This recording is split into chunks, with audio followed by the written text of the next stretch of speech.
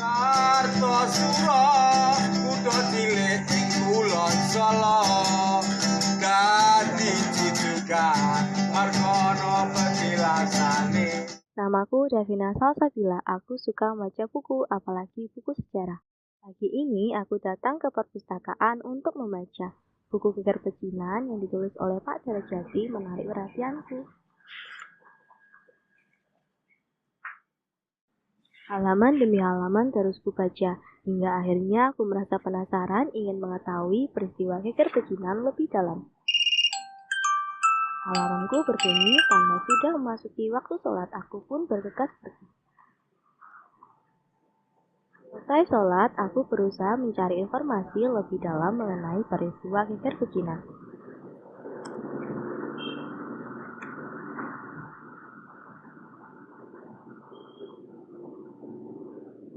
Namun, aku dikagetkan oleh sebuah gambar yang memperlihatkan benteng Keraton Kartasura telah dijebol.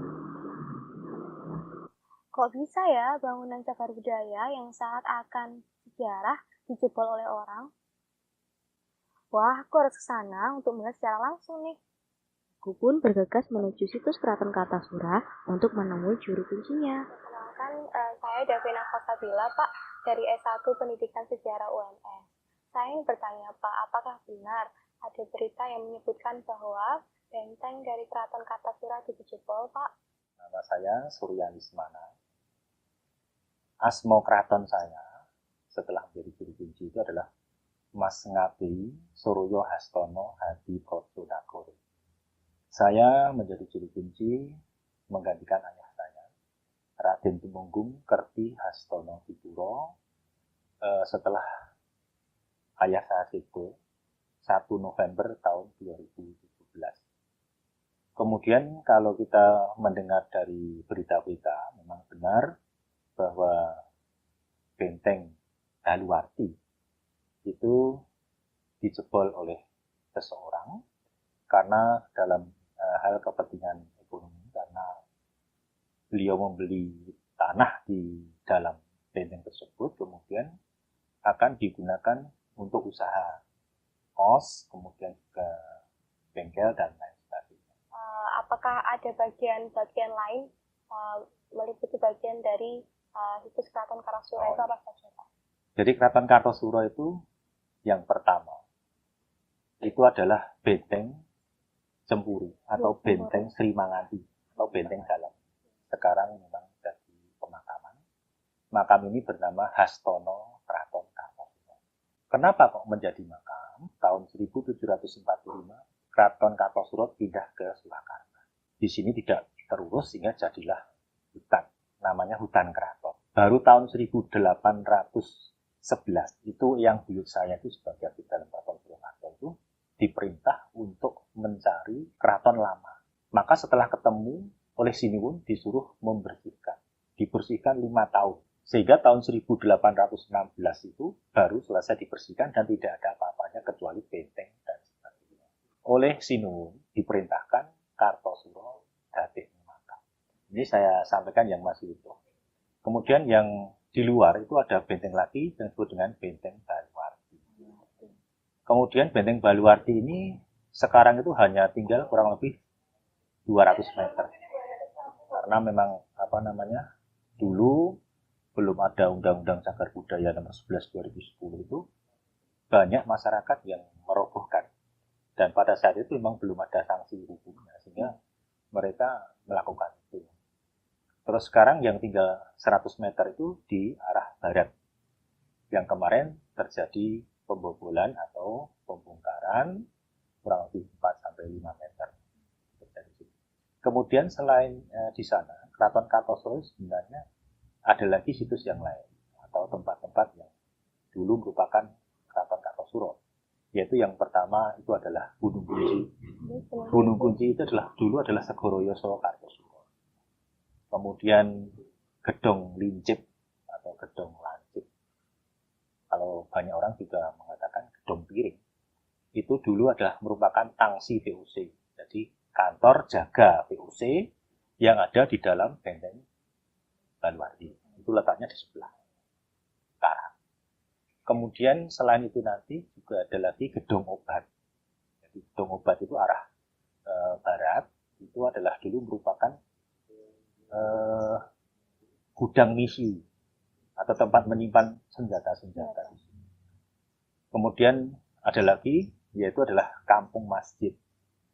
Di sebelah utaranya, sekarang jadi makam Kampung Masjid, itu dulu adalah merupakan situs Masjid Kartosuro. Kemudian yang kita duduk ini adalah merupakan istana raja, rumah raja yang ada di sini. Kita berada di Bangsal Palreman, petilasan Keraton Kartosuro. Ini adalah duplikat Bangsal Pasewakan Keraton Kartosuro yang sudah dibawa ke Keraton Purwokerto. Kemudian ini didirikan untuk membuktikan atau sebagai bukti bahwa di sini adalah merupakan tempat pasewakan daripada raja zaman dulu. Hanya ukurannya lebih kecil. Selanjutnya ini Bangsal dibangun kurang lebih tahun 1826 berbarengan dengan Masjid Hastono. Masjid Hastono di sebelah selatan itu dibangun tahun 1826, dibuktikan dengan angka yang ada di atas kori atau pintu yang tengah. Itu ada Kul Raja dan di bawahnya itu ada tulisan Jawa, itu bunyinya adalah tahun 1826. Gitu. Mungkin apakah saya boleh Pak melihat benteng yang dijebol di sebelah mana begitu? Boleh, mari nanti saya tunjukkan. Itu arah di arah sebelah barat, kurang lebih 100 meter dari benteng yang ada atau benteng Cemburu. Aku berjalan dengan Pak Suryo menuju ke lokasi benteng Baluarti yang dijebol. Kita sekarang berada di lokasi benteng Baluarti yang sempat dijebol.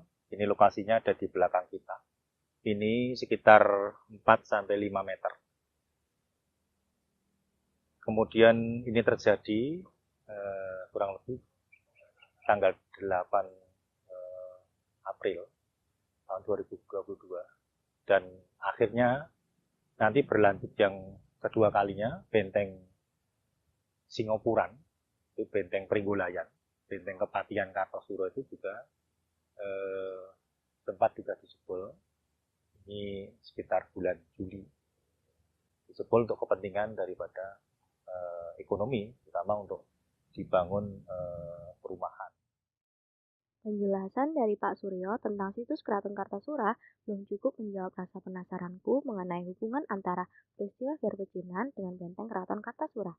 Aku akhirnya menemui Pak Adi Deswijaya, seorang tim ahli cagar budaya yang bertugas meneliti situs Keraton Kartasura. Selamat siang Pak Adi. Selamat siang, Mbak. Kebetulan tadi saya baru saja ke Keraton Kartasura, Pak, dan saya mendengar kabar bahwa benteng Baluarti di Keraton Kartasura itu dijebol, Pak. Padahal bangunan tersebut merupakan cagar budaya. Sepertinya ada sejarah di dalam Keraton Kartasura, begitu ya, Pak? Mungkin selaku pemerhati sejarah dan juga cagar budaya, apakah Bapak bisa menjelaskan mengenai sejarah di Keraton Kartasura itu seperti apa, Bapak? Ya, jadi di Keraton Kartosuro, Tilas ya. Tilas jadi bekas Keraton Kartosuro Mataram Islam ya. Betul. Itu didirikan pada zaman Mangkurat II. Mangkurat II putra dari Mangkurat I Barat. Pada bulan September tahun 1680. Jadi di situ menyimpan berbagai sejarah luhur bagaimana intrik-intrik di dalamnya saat itu. Jadi ketika itu dimulai dari adanya orang-orang Cina, datang ke Batavia, imigran datang ke Batavia, kemudian oleh VOC membatasi, dan dia memberikan aturan untuk izin tinggal bagi orang-orang Tionghoa yang tidak diizinkan, dikembalikan ke Tiongkok, ada yang dibuang ke Ceylon atau Sri Lanka, maupun di Tanjung Harapan. Namun ada isu bahwasanya orang-orang yang yang akan dikembalikan ke sana ternyata tidak sampai ke Tanjung Harapan, tetapi mereka pada diceburkan di laut oleh VOC. Ketika itu ada beberapa Tionghoa yang tersisa, dan dia ada yang kembali ke Tiongkok dan ada yang kembali ke Jawa, yang sisanya menyebar ke Jawa Tengah di Semarang. Kemudian mereka akan merasa balas dendam terhadap VOC yang tidak adil pada orang-orang Tionghoa, kemudian melakukan perlawanan, dan oleh VOC mereka semua dibunuh, dibantai sekitar 10 ribuan, yaitu di Sungai Angke di Batavia ya. Kemudian mereka yang masih hidup merasa dendam, kemudian membuat suatu siasat dengan cara bekerja sama dengan Raden Mas Garendi, Sunan Kuning, dan juga dibantu oleh Raden Mas Said. Melalui penjelasan Pak Adi, aku mengetahui bahwa terdapat hubungan antara situs Keraton Kartasura dengan peristiwa geger pecinan, yang mana situs Keraton Kartasura dulunya sempat dijebol oleh Laskar Tionghoa dan Laskar Jawa yang dipimpin oleh Sunan Kuning atau Raden Mas Garendi. Hubungan tersebut ternyata berlanjut lagi di masa kini. Keraton Kartasura kembali geger karena dijebol lagi. Mengapa hal ini bisa terjadi bahkan sampai 2 kali? Hal tersebut kemudian menuntunku bertemu dengan Bu Sita selaku pengurus komunitas Surakarta Heritage Society. Selamat siang Bu Sita. Selamat siang. Ya, saya ingin bertanya Bu, untuk sekarang ini yang concern ke situs Keraton Kartasura itu siapa saja nih Bu? Sebenarnya banyak. Tapi kalau dari para pegiat dan komunitas di tingkatan masyarakat, memang ada beberapa. Ya, kalau dilihat dari dulu waktu mereka yang datang pas masih anget-angetnya acara itu ada sekitar 70-an. Ya, tetapi yang memang benar-benar masih sampai concern masih sampai hari ini itu terutama komunitas Surakarta Heritage. Ya, itu sudah menyusun juga beberapa rencana ke depan untuk istilahnya ikut menjaga situs tersebut ya. Selain Surakarta Heritage mungkin ada lagi? Ada, kemarin yang berkegiatan itu komunitas Rada, kemudian ada Solo Society, kemudian ada komunitas Urup yang juga dimotori oleh adik-adik mahasiswa UIN Surakarta. Lewat penjelasan Bu Sita, aku tahu bahwa seluruh elemen masyarakat seharusnya memiliki kesadaran sejarah, bukan hanya komunitas saja. Namun aku penasaran bagaimana tanggapan pemuda tentang peristiwa dijebolnya Benteng Keraton Kartasura. Selamat siang, Dek. Selamat siang, Kak. Dengan Dek siapa? Dengan Dek Novaldo. Bagaimana tanggapan Dek Novaldo mengenai peristiwa dirobohkannya benteng dan juga bagian singopuran dari Keraton Kartasura? Turut prihatin ya, Kak, karena Benteng Keraton Kartasura itu merupakan tempat sejarah yang pastinya memiliki nilai sejarah yang tinggi di situ. Dan kita harus tahu bahwa di Plangnya itu merupakan tempat cagar budaya yang harus dilestarikan. Kemudian sebagai seorang pemuda, bagaimana seharusnya kita menyikapi hal tersebut ya, Dek? Seharusnya kita turut menjaga Benteng Keraton Kartasura itu agar tetap lestari dan tetap terjaga dengan baik. Tanggapan dari Novaldo mengenai peristiwa dijebolnya Benteng Keraton Kartasura memang belum bisa mewakili seluruh pemuda dan pemudi di Indonesia. Tetapi setidaknya kita sadar bahwa kita selaku bagian dari masyarakat turut andil memiliki kewajiban untuk menjaga dan merawat situs sejarah, bukan hanya pemerintah. Mari kita jaga dan kita rawat situs sejarah, karena kalau bukan kita, siapa lagi? Keraton Solo, sumbering budaya Jawi, pariwisata